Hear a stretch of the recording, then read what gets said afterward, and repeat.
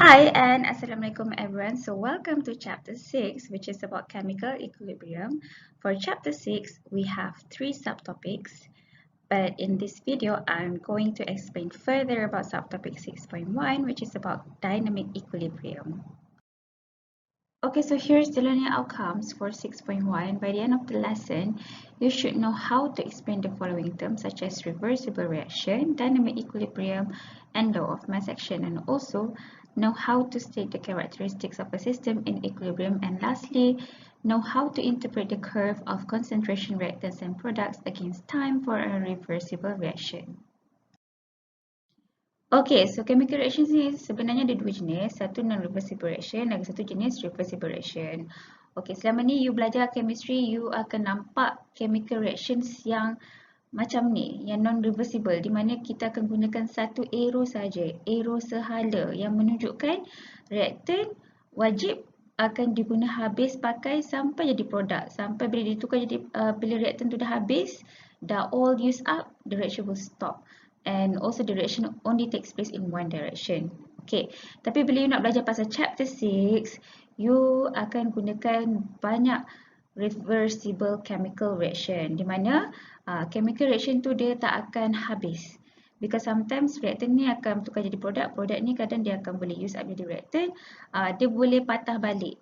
Dia bukan sehala, and arrow yang digunakan pun ialah arrow macam ni, because the reaction can take place in both directions. Alright, so tadi dah duk bercakap pasal reversible reaction. If let's say you ada general chemical formula di mana reactant kamu A, produk kamu B, and dia ada reversible arrow kat tengah-tengah ni, bermaksud this reaction can go both ways. Okay, so apa yang berlaku kalau let's say the reaction tu proceed daripada left to the right, kiranya untuk menghasilkan produk, kita namakan dia sebagai forward reaction. Kalau let's say reaction tu proceeds from the right to the left, kiranya nak menghasilkan reactant, kita namakan dia sebagai reverse reaction. For example, kalau let's say you ada this kind of chemical formula yang reversible, kenapa? Because ada this arrow. Okay, reactant kat sini di mana hydrogen gas dengan iodine gas, and produk ialah HI. Okay, apa yang berlaku kalau this is a reversible reaction? Initially, dia akan menghasilkan produk dahulu. Okay, so dia akan buat forward reaction. As soon as some of the product molecules are formed, makanya dia akan begin. Dia akan mulakan buat reverse reaction untuk menghasilkan hydrogen dengan iodine gas as reactant. Sebab kenapa? Because this is a reversible reaction. Okay, how do you explain reversible reaction in a concentration time graph? Okay, penting untuk kamu faham graph ni sebabnya this is a very basic explanation on reversible reaction yang melibatkan concentration time graph. Okay, so for example, kalau you ada general chemical reaction, reversible chemical reaction, di mana reactant kamu adalah A, produk kamu ialah B. Okay, so bila dia reversible, tadi kita dah belajar previously, initially, kalau let's say the reversible reaction, initially dia akan buat forward reaction dahulu. Okay, bila dia buat forward reaction, kiranya reactant tu akan menghasilkan produk. So bila reactant tu menghasilkan produk, okay, this is the concentration time graph ya, di mana y-axis ialah concentration, x-axis ialah time, and this green line represents the concentration of reactant A, and this purple line represent the concentration of product B. Okay, so apa nak bagi tahu ni? So initially dia akan buat forward reaction, di mana reactant akan bertukar jadi produk. So bila reactant nak tukar jadi produk, obviously concentration of reactant akan berkurang sebab dia nak menghasilkan produk. So over the time, bila you buat forward reaction, over the time, concentration of reactant ni akan decrease with time. Manakala concentration of product B ni akan increase with time. Because kenapa? Dia tengah nak buat forward reaction. Tapi as time goes by, the rate of forward dengan reverse reaction ni akan jadi sama. Okay, this is where dekat time T1 ni, di mana rate of forward reaction is equals to rate of reverse reaction. Okay, sebab kenapa? over this time, beyond this time, the concentration of A dengan B akan jadi constant. So you can see here, concentration jadi constant. Dia jadi mendata.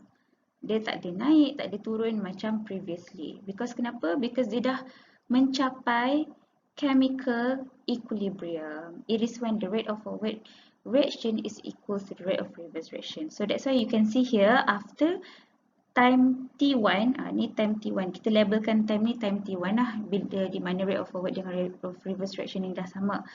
Okay, actually walaupun rate of forward dengan reverse reaction tu dah sama, you kena ingat dia punya chemical reaction ni tak akan stop because this is reversible reaction ya. So dia tak akan stop. Dia punya reaction tu akan sentiasa continuous sampailah equilibrium tu dah tercapai. So this equilibrium kita namakan dia sebagai dynamic equilibrium. Okay, kalau let's say you buat experiment about chemical equilibrium, basically bila reaction tu dah mencapai tahap di mana there are no observable changes as time goes by, itulah bermaksudnya chemical reaction tu dia dah mencapai tahap equilibrium. Okay, ada dua jenis equilibrium. Yang pertama physical equilibrium, yang kedua ialah chemical equilibrium. Kalau physical equilibrium, dia akan melibatkan physical changes. For example, if you can see this reversible reaction melibatkan H2O in liquid phase dan juga H2O in gas phase. Okay, so if you can see here, kat sini in this closed container, the dalam beaker ni ialah H2O in liquid phase.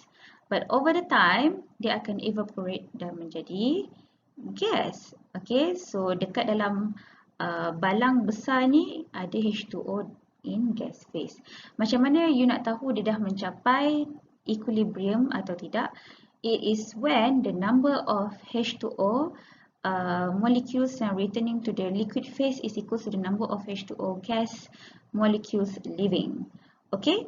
And next ialah chemical equilibrium. Chemical equilibrium senang sikit nak detect because you boleh nampak dengan mata kasar and it involves chemical change. For example, if let's say you ada this kind of reversible chemical reaction where you have N2O4 gas in reversible reaction with NO gas. Okay, N2O4 dia punya color colorless. Ni color dia colorless. NO color dia brown. How do you know dia dah mencapai tahap equilibrium? It is when bila color of the N2O4 tu slowly berubah menjadi gelap. Okay, so bila the color tu dia mula dia slowly darken sebab after a while bila dah tak ada langsung no further color change yang you boleh nampak, bermaksud dia dah mencapai tahap equilibrium because equilibrium ialah di mana no observable changes as time goes by kan. So this is where you know that the rate of the forward reaction is equal to rate of reverse reaction. Bermaksud this chemical reaction sudah mencapai tahap equilibrium. You kena ingat in a reversible reaction, walaupun equilibrium tu dah tercapai, both forward and reverse reaction ni akan still continue. Diorang tak akan pernah stop. Okay, kalau let's say you carry out the experiment in the lab, once the equilibrium tu dah dicapai, you tak akan nampak dah any further observable changes. For example, just now kita study about chemical equilibrium yang melibatkan reversible reaction of N2O4 dengan NO gas. Okay, apa yang kita boleh nampak, solution yang dekat dalam botol tadi, dia slowly bertukar daripada color colorless kepada color dark brown. Okay, once dia tukar kepada color dark brown and dia dah mencapai equilibrium, dia tak akan bertukar, dia akan stop lah dia punya observable changes tu. Okay, dia tak akan bertukar jadi lebih darker ke, color dia lebih gelap ke, color brown tu, nope. Okay, tapi apa yang berlaku yang dekat dalam botol yang solution tu dah tukar jadi color dark brown and dia takkan tukar any further, kita tahu dah yang apa tu, this reaction has reached equilibrium. Okay, so walaupun dia dah reach equilibrium, color dia je yang stop changing. Okay, tetapi dia punya both forward dengan reverse reaction tu akan still continue kat dalam botol tu. Cuma you tak nampak lah. Okay. So, chemical equilibrium is actually a dynamic process. Okay. And actually bila the rate of the forward reaction is equals to rate of reverse reaction. Okay. This is definition untuk equilibrium. Okay. Kiranya once the reversible reaction dah mencapai tahap equilibrium di mana the rate of forward reaction is equals to the rate of reverse reaction, the concentration of N2O4 dengan concentration of NO akan stop changing. Concentration dia je yang stop berubah. Tapi dia punya forward dengan reverse reaction tu akan still continue. Okay, kalau you tak faham macam mana benda ni berlaku, you boleh rujuk balik dekat concentration time versus time punya graph for reversible reaction. Okay, previously if you can see concentration versus time punya contoh untuk general chemical reaction A dengan B, but in this case kita tahulah reactant kamu ialah N2O4, lepas tu produk kamu ialah NO. Okay, kalau let's say you ada concentration versus time graph, over the time actually mula-mula dia akan buat forward reaction dulu kan, di mana N2O4 ni bila dia buat forward reaction dia akan decrease with time. Okay, kalau let's say untuk produk pula over the time dia punya concentration tu akan increase with time. Okay, tapi once dia dah mencapai equilibrium, okay, di mana the rate of the forward reaction is equal to the rate of reverse reaction, dia punya concentration of reactant dengan produk ni akan stop changing. Bila dia stop changing, dia akan become constant. Sorry lah, Miss lukis tak cantik. Dia akan jadi constant. Okay, dia akan sebab dia dah reach equilibrium, dia jadi constant. Dia dah tak naik turun ke apa ke. Sebab dia dah reach equilibrium. Okay, so concentration of reactant N2O4 dengan concentration of product NO2 ni, dia remain constant saja. Okay, tetapi tak bermaksud concentration mereka sama. Okay, diorang remain constant. So for example, this is N2O4 and this is NO2. Okay, diorang dah reach equilibrium, diorang remain constant kan. Tapi tak bermaksud diorang punya concentration sama. Sebab you tengoklah ni, okay, kalau if let's say this is a concentration punya scale and this is for N2O4, once dia dah remain constant, for example lah, I main letaklah kat sini 1.0 molar, ni maybe 0.5 molar. Sebab walaupun dia remain constant, untuk produk ni dia rendah sikit daripada reactant. Nak menunjukkan kat sini, diorang ni punya concentration ni kalau dah reach equilibrium, concentration dia akan stop changing and remain constant. Tapi tak bermaksud concentration of reactant dengan produk ni adalah sama. Okay. Alright, so the next thing that you need to know about 6.1 is chemical equilibrium law, or also known as the law of mass action. Okay, as you can see here, this is the definition for the law of mass action. Sangat panjang lebar, but actually this whole thing ialah definition yang tengah describe dia punya formula. Okay, so actually kalau let's say you tahu and you hafal formula dia, you boleh describe by words what is the definition of the law of mass action. Okay, so basically if let's say you ada general chemical reaction yang reversible, which you have the reactants A and B capital letter, produk dia ialah C and D capital letter, and then masing-masing ada stoichiometric coefficient masing-masing lah dalam huruf yang kecil ni. Okay, so at equilibrium, according to the chemical equilibrium law, K ni ialah equilibrium constant. So equilibrium constant is actually equals to the multiplication ataupun products of the concentration of product. Okay, kalau let's say bracket tajam ni ialah concentration. Kiranya multiplication of product you ada C dan D. Okay, dia pun buat dalam kurungan produk ni. Sebab kenapa nak bagi tahu concentration of product, multiplication of the concentration of product, each raised to a power equal to its coefficient. So stoichiometric coefficient masing-masing, kalau untuk C, C kecil ni lah, kalau untuk D kecil ni. Okay, divided by the product multiplication of the concentration of reactants. So if let's say reactants you ada A dan B, then they consist of the multiplication of the concentration of reactants A and B, each raised to a power equal to its coefficient. So kalau A dia ada stoichiometric coefficient of A, inilah dia. You letak A kecil kat test tu sebab to the power kan. And then concentration of B to the power of dia punya stoichiometric coefficient. So letaklah B kecil.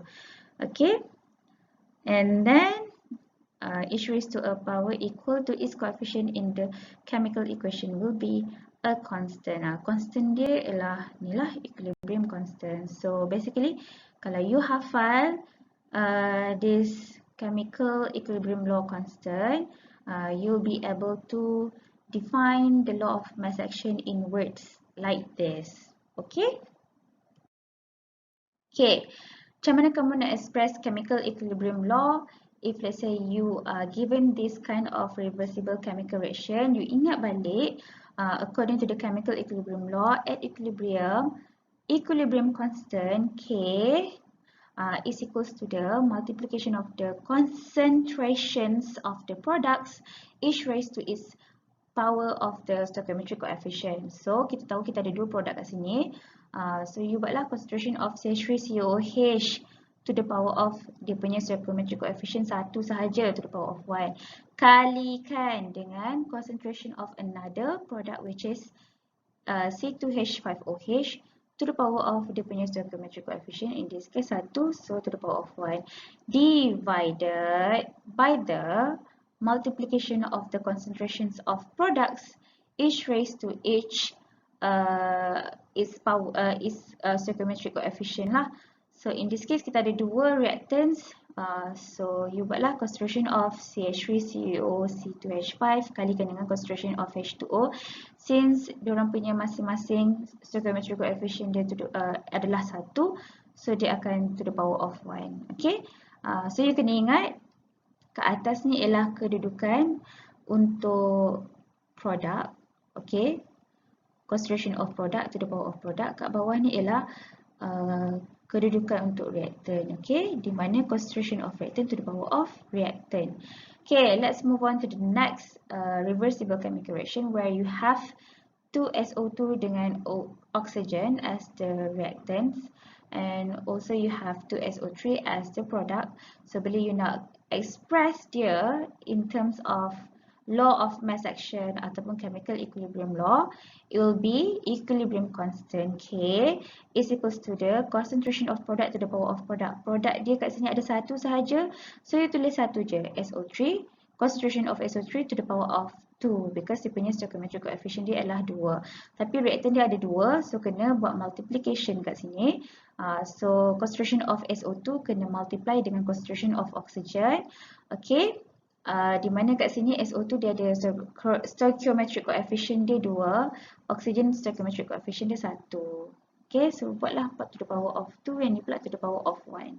So this is how you express the law of mass action ataupun chemical equilibrium law in according to the reversible chemical reaction yang diberi. Okay, so the next thing that you need to know about chemical equilibrium law, which is not that important. Kalau let's say you ada general reversible chemical reaction equation as follows. Okay, so the forward reaction, dia punya equilibrium constant dia ialah K1. Okay, kalau untuk reverse reaction, dia punya equilibrium constant dia, simbol dia ialah K minus 1. And the products for the equilibrium constant of forward reaction and equilibrium constant of the reverse reaction is actually equals to 1. Alright, so the next thing that you need to know is the characteristic of a system at equilibrium. Ini sangat penting. Lagi-lagi 3 yang teratas ni, karakteristik dia tu sangat penting, okay? So when the system is at equilibrium, concentration of reactants and products are constant over time T1. Okay, you boleh rujuk balik dekat graph concentration versus time over bila dia dah mencapai equilibrium, concentration mereka tu akan jadi constant tapi dia tak akan sama. Okay, contohnya you boleh tengok balik lah dekat penerangan Miss pasal concentration of untuk N2O4 dengan NO2 bila dia dah reach equilibrium. Okay, and next bila sistem tu dah mencapai equilibrium, the rate of the forward reaction will be equals to the rate of the reverse reaction. And lagi satu yang nombor 3 ni, karakteristik dia ialah bila the reaction coefficient Q is equals to the equilibrium constant K. And this one nanti kita akan discuss further in subtopic 6.2. And the last one ialah equilibrium can only occur in a closed system.